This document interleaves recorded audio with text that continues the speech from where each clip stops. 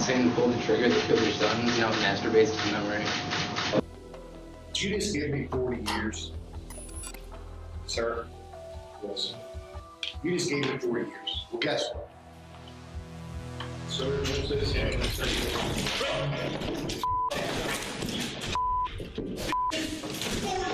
40 years, fucking 40 is a death sentence, man!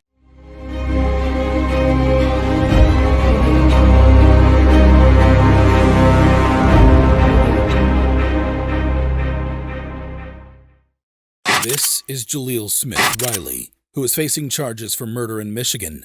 Smith Riley was involved in an armed robbery on November 16, 2013, in Norwood, where he and two other men approached a parked car. Inside the parked car was 20-year-old Portia Brooks and her boyfriend, Aaron Martin. Smith Riley knocked on the window with a handgun and forced Martin, who was in the passenger seat, out of the car. Jaleel then proceeded to go through Aaron's pockets and demanded his cash. Once Jaleel had taken every dollar Aaron had, he then took his life with a shot to the head, causing permanent brain damage. However, Jaleel wasn't done there. Right after shooting Aaron, he then leaned into the car and fired at Brooks, who was sitting in the car, twice. And she died 3 days later. Fortunately, Martin survived the shooting, but sustained serious injury. Before the judge announced the sentence that Jaleel would be facing, Portia's family got the chance to address the jury and the man who took their daughter away from them. Sharon Brooks, Portia's mother, brought the box containing her daughter's ashes to the courtroom, as she had for previous court dates. She stated that Smith Riley had ruined her life and killed her identity as a mother of three. This is what I have left because of his greed, his selfishness, his complete disregard of and disrespect of others and life. But as you can see, I get nothing back, except the reality that she is gone. Tia Marie Brooks, Portia's sister, also spoke emotionally and requested that Smith Riley be handed the maximum sentence. I have to deal with life without Portia, so he should deal with life without parole. Then, Aaron, who Jaleel shot in the head, spoke to the court. She's still here with us, and she will always be here. So she's our angel looking over us, helping us get through these hard times. As if Smith Riley's crime was not outrageous enough, his reaction to his sentence was even more dramatic. During the trial on August 11, 2021, Smith Riley pleaded guilty to aggravated murder and attempted murder. However, he later decided to withdraw his guilty plea against the advice of his attorneys. Well, from the beginning, this was an emotional day for the families of both of these victims, but when Smith Riley decided to reverse his plea halfway through the sentencing hearing, they were shocked, and his attorneys were too, in part because it puts the death penalty back on the table. Prior to receiving his sentence, Jaleel was heard apologizing in court as what appeared to be a last attempt at showing remorse. Sorry.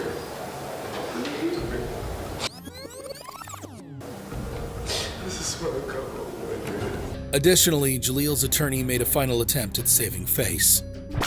And he knows it. He can't go back in time and undo what he did. Despite the tears and the apologies, Judge Charles Kubicki, presiding over the case in Hamilton County Common Pleas Court, denied Smith Riley's request and sentenced him to life in prison without the possibility of parole.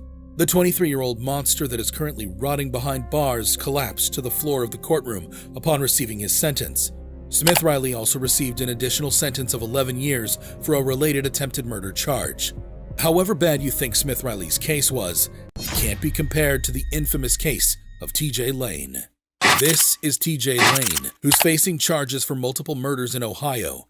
TJ Lane was a convicted American murderer who gained notoriety after committing a horrific crime at Chardon High School in Ohio.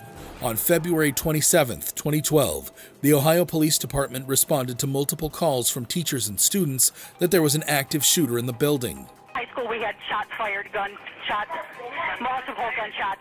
911. Chardon High School, we need police up here. There's someone in the building with a gun. Yeah. According to police reports, Lane entered the school and headed to the cafeteria. It was here that TJ Lane opened fire and killed 3 students and severely injured 3 others. 6 people got physically harmed at the hands of TJ Lane that day, but hundreds, if not thousands of people left Chardon High School on February 27, 2012, with intangible pain that will last through eternity.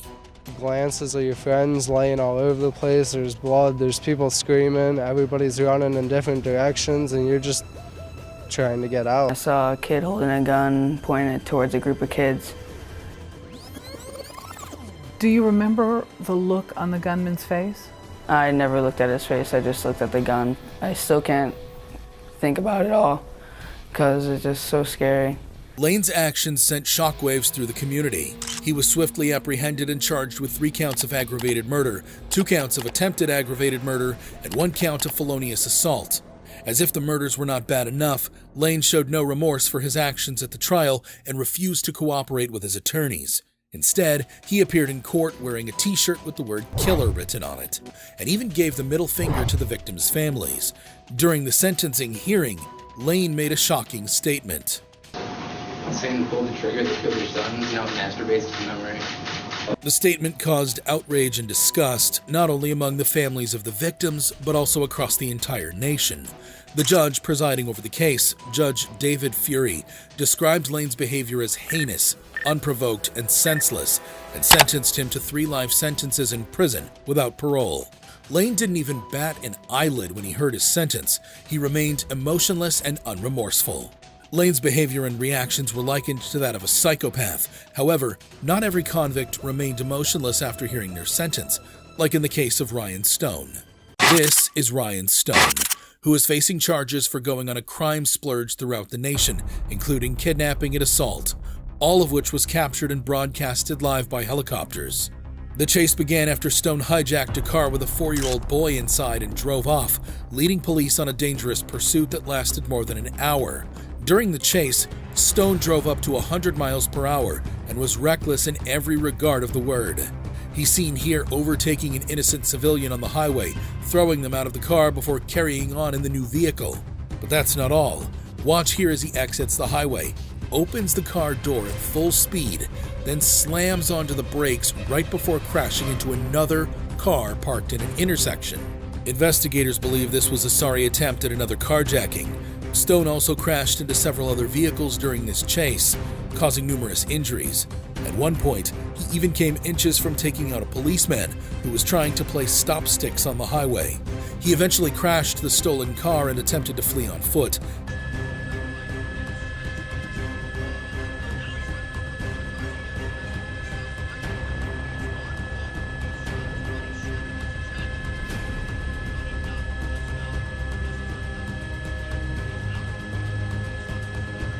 However, he was quickly apprehended by police and placed in a holding cell.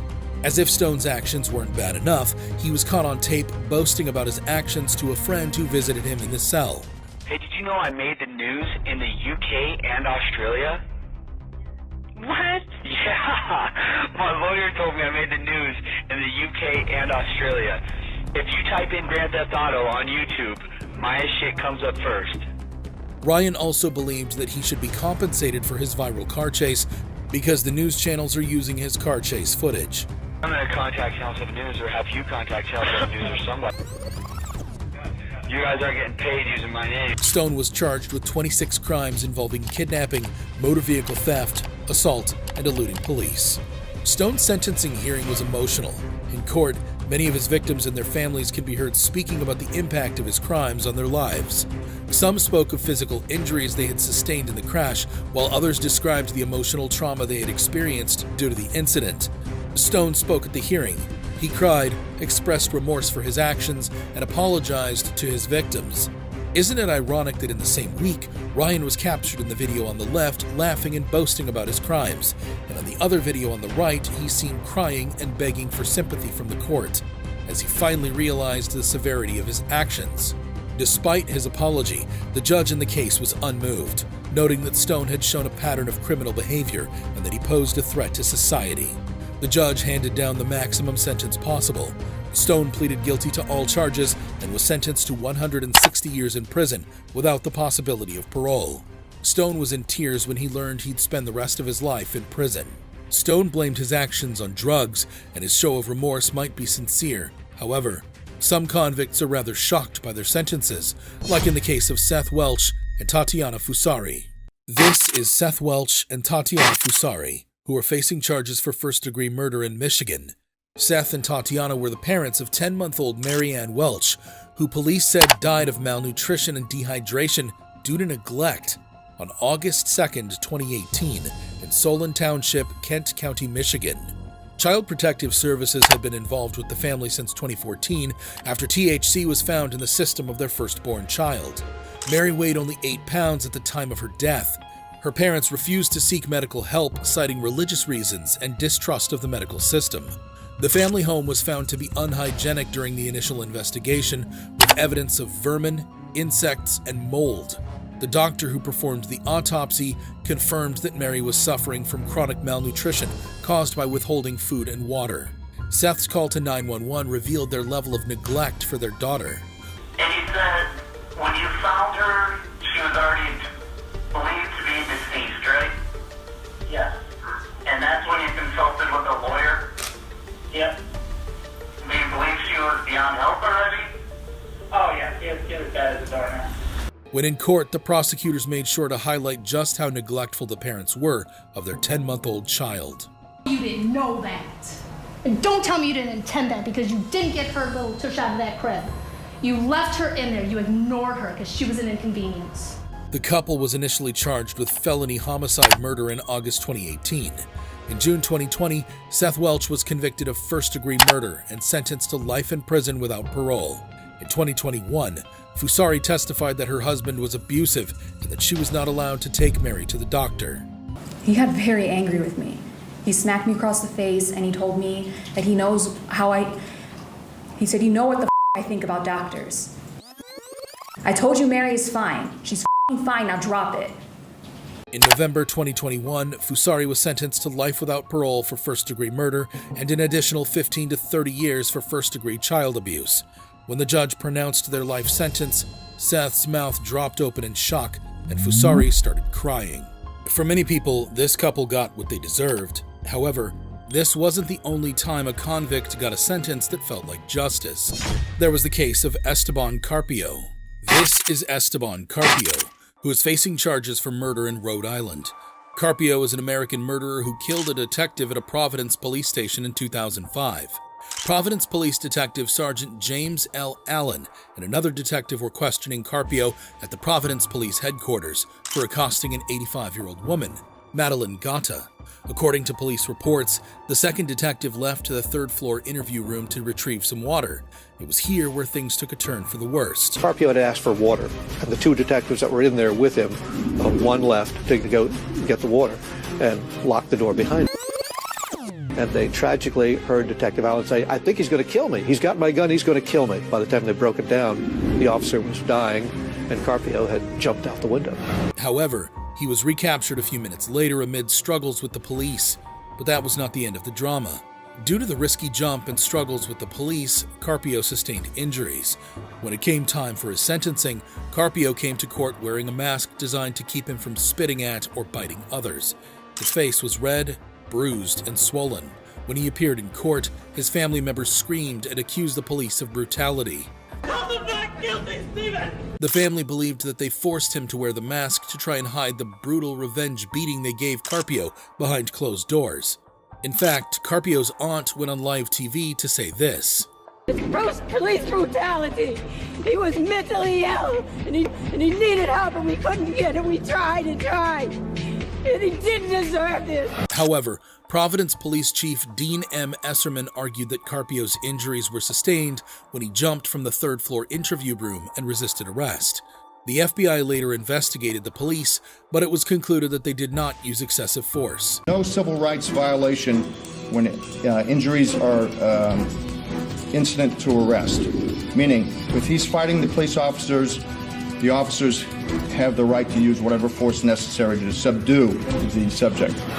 On June 27, 2006, a jury found Carpio guilty of the murder of Detective Allen and the stabbing of Madeline Gata. Despite his plea of insanity, Carpio was sentenced to life in prison without parole.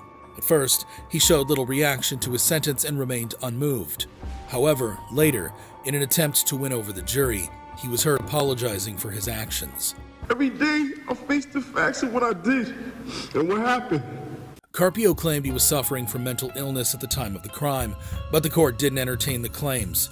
However evil you think Carpio is, how does he compare to Kayla Mendoza, who tweeted this the same night she took 2 girls' lives in a deadly drunk driving crash? This is Kayla Mendoza. Ms. Mendoza, to 2 counts of DUI manslaughter. It's count 1 and count 3. How do you plead? Who is facing charges for double manslaughter, among other charges, in Florida. The 20-year-old woman who was not licensed to drive was convicted of the murder of 2 women while drunk driving in Fort Lauderdale, Florida on November 17, 2013. Before the crash, Mendoza went to a local bar with her manager and colleagues from her job where she drank 2 fishbowl margaritas. A few hours later, Mendoza got behind the wheel of a Hyundai Sonata and drove the wrong way on the Sawgrass Expressway. Kayla hopped into her car and went speeding the wrong way down the freeway at more than 80 miles an hour. She collided head-on with another car, killing these 2 beautiful young women, Marissa Cotroneo and Caitlin Ferrante, both just 21. Mendoza was charged with 2 counts of DUI manslaughter while impaired, 2 counts of DUI manslaughter with an unlawful blood alcohol level, 2 counts of vehicular homicide, and 2 counts of driving without a license causing death. Mendoza's then-boyfriend owned the Hyundai Sonata involved in the crash and explained that the "too drunk to care" tweet was directed toward him. The "too drunk to care" tweet was for my boyfriend because he was upset I was out, hanging out with them and with Marcelo drinking because he wanted me to be home. The Ferrante and Cotroneo families filed lawsuits against Mendoza, her boyfriend, the T-Mobile store where Mendoza was employed, and the Tijuana Taxi Company. On May 4, 2015, 2 months after pleading guilty to 2 DUI manslaughter charges, Mendoza was sentenced to 24 years in prison. Mendoza was apologetic throughout the trial. When she heard her sentence, her apology and crying intensified. No matter how much time passes, I'm going to live with that in my heart every day. After her sentence, Mendoza will also serve 6 years of probation and is permanently banned from driving a motor vehicle. Mendoza's apologies and remorse showed that she may yet be saved. However, the same cannot be said for Adrian Dunn. This is Adrian Dunn, who is facing charges for murder in San Antonio. Adrian, an ex-convict, was sentenced for the murder of Rakeem Tariq Charles. Police said that Adrian shot Charles in the back during a drug deal in a parking lot on July 16, 2012. To make matters worse, this wasn't even Dunn's first encounter with law enforcement. To prison twice for possessing a firearm after this murder. He committed another shooting a month before this murder, and he's shown 0 remorse. Prosecutors urged the jury to impose the maximum sentence, noting that Adrian had an extensive criminal history and had shown no remorse for the murder. Prosecutor Jason Goss can be seen here holding the hand of the victim's parents. Before arguing to the jury that a life sentence was necessary to prevent another family from suffering, as Charles' family had. Her son, who has to suffer, and this family who has to suffer because of the defendant. And that's why we're asking you for a life sentence. If you thought the crimes were horrendous, wait till you see how Adrian reacted to his sentence. Throughout the trial, Adrian showed no remorse and couldn't have been less concerned. He was found guilty of the crime. Still, his attorney argued that a sentence of 35 to 40 years would be more appropriate. His reasoning? I'll give Adrian a chance to go into prison and try to make something of himself so that when he gets out, if he ever gets out, he can try to be an asset to our community. However, the jury deliberated for just 2 hours before returning with a sentence of life in prison. As the jury's decision was read out, Adrian began to fight with Bexar County Sheriff's deputies attempting to escort him from the courtroom. Dunn's behavior was marked by profanity and outbursts. He was eventually subdued and removed from the court. Adrian's case can be termed a drug case gone bad. However, while he remains stoic and combative, there are other convicts who break down in court and feel genuine remorse for their actions, like in the case of Ellis Nelson Ortiz Nieves. This is Ellis Nelson Ortiz Nieves. The bruises, some of the bruises were in the shape of a belt buckle. Man, I ain't gonna let you sit here and say no crazy shit about me, man. No, man, because he's saying shit he don't even know, man. He was facing charges for the murder of an infant in Michigan. The cause of death was physical abuse, which was later ruled as murder. The 4-year-old boy, Giovanni Mejias, was the son of Ortiz Nieves' girlfriend, Sonia Hernandez. Sonia claimed she had no involvement in the crime. However, Her neighbor had a different side of the story. Sonia was well aware. She was well aware of what was happening because she told him that was his responsibility to whoop them. Ortiz Nieves denied abusing the boy, but the judge and prosecutors believe his beating the child resulted in his death. Kent County deputies reported that when they arrived at the Gaines Township trailer, where Ortiz Nieves was left to care for several children under 11, it was here that they found Giovanni left on the kitchen floor. An autopsy showed that Giovanni died from internal bleeding caused by an abdominal tear, which would have been caused by an adult, not a child.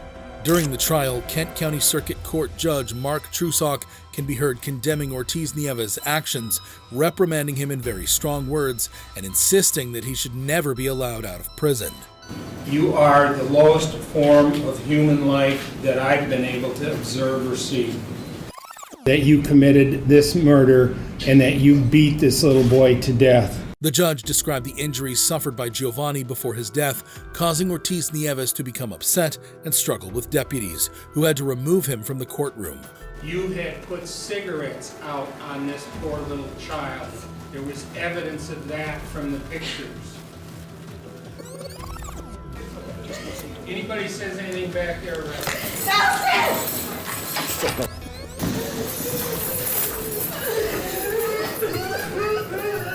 Ortiz Nieves was sentenced to life imprisonment without parole and was given a sentence of 80 to 150 years for first-degree child abuse. Ortiz Nieves' reaction might suggest that he is guilty. However, this wasn't the only time a convict reacted emotionally to their sentence. There is the case of Jordan Fuss. This is Jordan Fuss. I'm sorry. I wish it was me. He did not deserve it. I did. Facing charges for manslaughter in Fort Lauderdale, Florida. The 22-year-old was found guilty of DUI manslaughter in a 2014 crash that claimed the life of 6-year-old Santiago Geraldo. Fuss, shaking uncontrollably as he entered the courtroom with his family, had a blood alcohol level of 0.21%, which is more than twice the legal limit. He was traveling over 90 miles per hour on Sterling Road when he crashed his 2004 Infiniti G35 into another vehicle at Davie Road just before midnight on October 3, 2014. Prosecutors had sought the maximum sentence for the crime. Fuss' attorney argued for a reduced sentence, stating that his client had been so remorseful that he had contemplated suicide. However, prosecutors stated that Fuss had admitted to using alcohol and smoking marijuana since the crash. The Geraldo family cried in court, while the defense argued for a lighter sentence. Santiago's father took the stand and had this to say while staring directly into Jordan's eyes. May God forgive you, because I can't. You didn't just take my son's life, you took mine too. During the trial, Fuss can be seen apologizing to the victim's family in tears. I'm sorry. I wish it was me.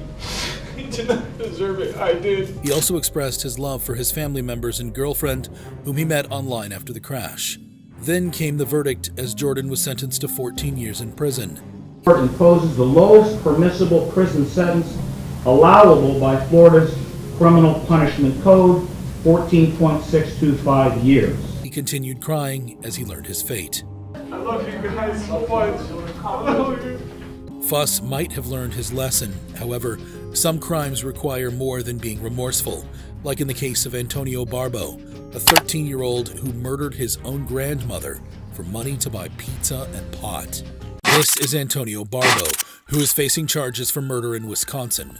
14 years old, Barbo was in court for the murder of his 78-year-old great-grandmother, Barbara Olson.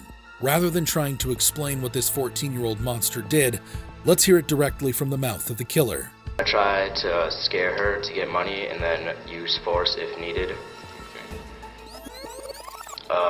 An attack, I guess to kill. The boys hid weapons in their pants before catching a ride to be dropped off at Antonio's grandma's house.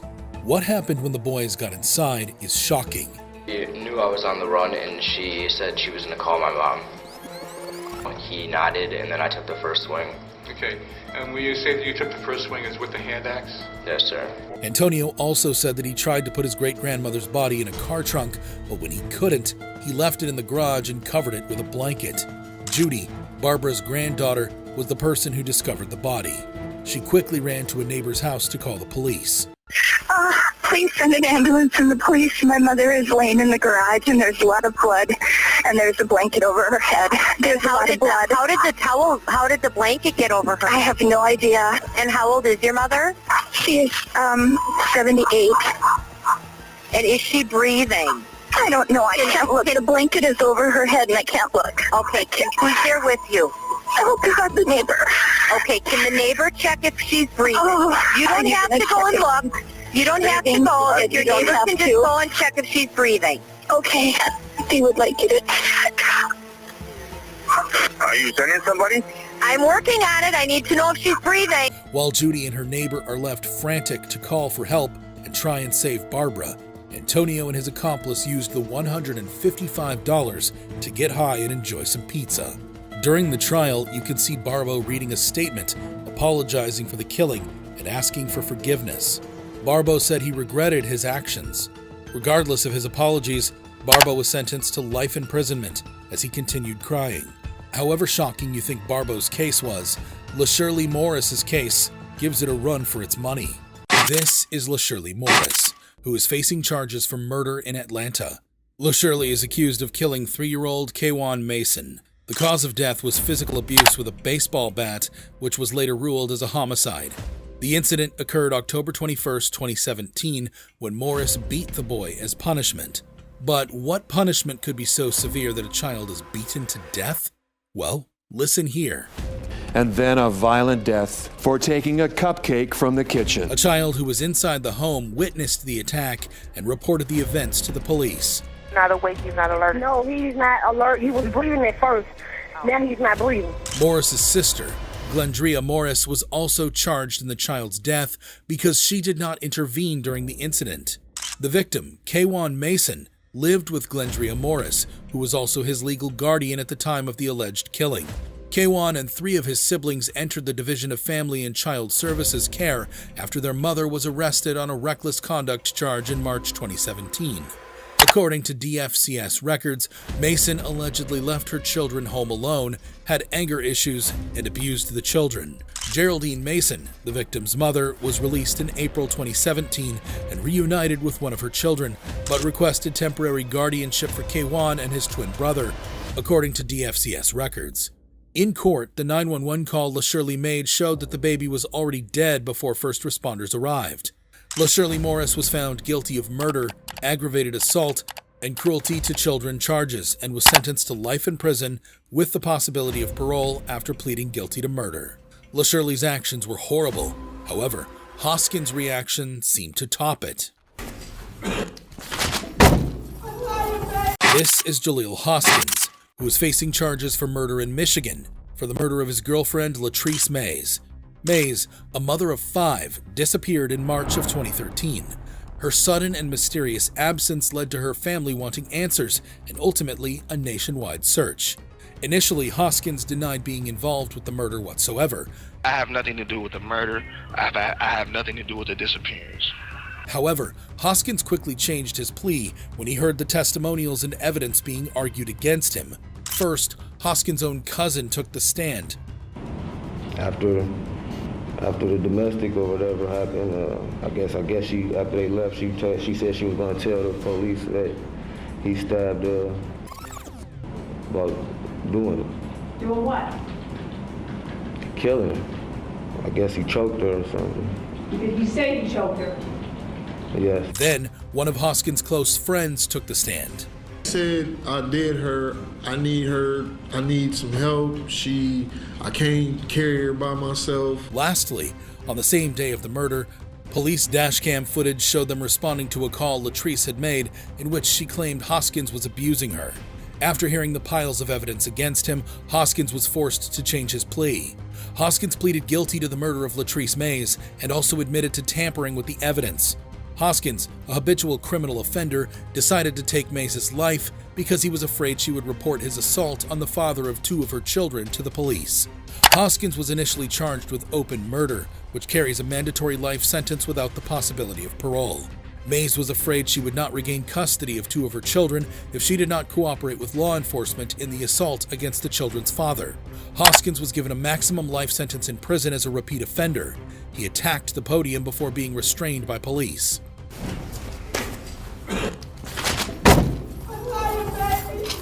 Hoskins' reaction was crazy. However, nothing could prepare you for the reaction of Ricky Hand. This is Ricky Hand. A Springfield man possibly facing new charges tonight after he throws urine and feces on his attorney in court. Did you just give me 40 years? Who was facing charges for multiple robberies in Ohio. Ricky had been on a robbing spree, hitting numerous local convenience stores late at night and running off with some extra cash. However, this crime spree would soon come to an end the night he decided to try his luck with John's drive-thru. In the footage here, we can find the owner of the shop beginning to close down for the night. Little did this small business owner know, there was an armed Ricky Hand lurking the building. As Ricky began to make his way to the door, he's greeted by the owner who is armed and begins firing to scare Ricky off. After this failed robbery attempt, the shop owner called the police to inform them that there had just been a robbery attempt that resulted in a man getting shot. 911 emergency. Yeah, this is John's drive-thru, West Main Street. A guy just tried to rob me and I shot him. He ran out the back door. Okay, is he injured? I think I hit him. It would only take a couple of days for Ricky to admit himself to a hospital in order to treat the bullet wounds he left John's drive-thru with that night. It was here police arrested and questioned him about that night. I did try to rob John's drive-thru. He got shot 3 times. I did the crime, I ain't gonna lie. I just wanted to live. When the case took to the courtroom, Hand was sentenced to 40 years. The reason the judge gave Ricky such a long sentence is because they were also able to prove he was guilty for carrying out a string of robberies across Springfield, Ohio. Hand lost it when he heard that he would spend decades in jail. Hand reached for bottles of his own excrement and urine, which were hidden in an arm sling, and threw it at his lawyer in court. You can see Hand reach for the bottles of filth.